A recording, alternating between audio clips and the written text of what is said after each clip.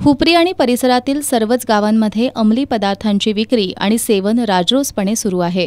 चांदी उद्योग जवळच असलेली औद्योगिक वसाहत, परप्रांतीय कामगारांची संख्या आणि कर्नाटक राज्यातून बेधडकपणे सुरू असलेला पुरवठा यामुळे हुपरी परिसर अंमली पदार्थांच्या विळख्यात अडकलाय।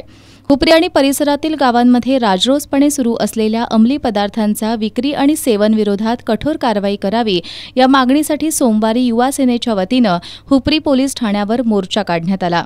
हुपरी पोलिसांनी तात्काळ या प्रकरणामध्ये लक्ष घालून संबंधितांवर कडक कारवाई करावी, अन्यथा युवा सेनेच्या वतीनं 10 जून रोजी हुपरी पोलीस ठाण्यासमोर घंटानाद आंदोलन करून त्यानंतर रास्ता रोको आंदोलन केलं जाईल असा इशारा यावेळी देण्यात आला।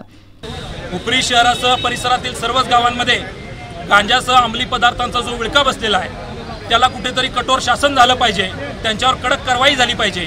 याच्यासाठी शिवसेना व युवा सेनेच्या वतीनं हुपरी पोलीस ठाण्यावर आज जो मोर्चा आयोजित करण्यात आला आहे। हुपरी आणि परिसरातील सर्वच गावांमध्ये बेलगामपणे गांजाची विक्री, सेवन, त्याचबरोबर आर्थिक चलती चालू आहे।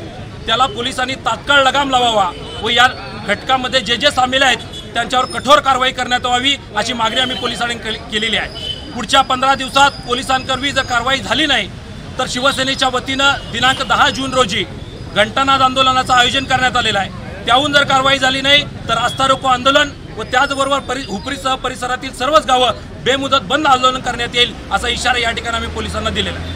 या मोर्चात मुरलीधर जाधव, अजितराव सुतार, राजेंद्र पाटील, बाळासाहेब मुधाळे, पूनम पाटील, भरत देसाई, विजय जाधव यांच्यासह कार्यकर्त्यांनी सहभाग घेतला।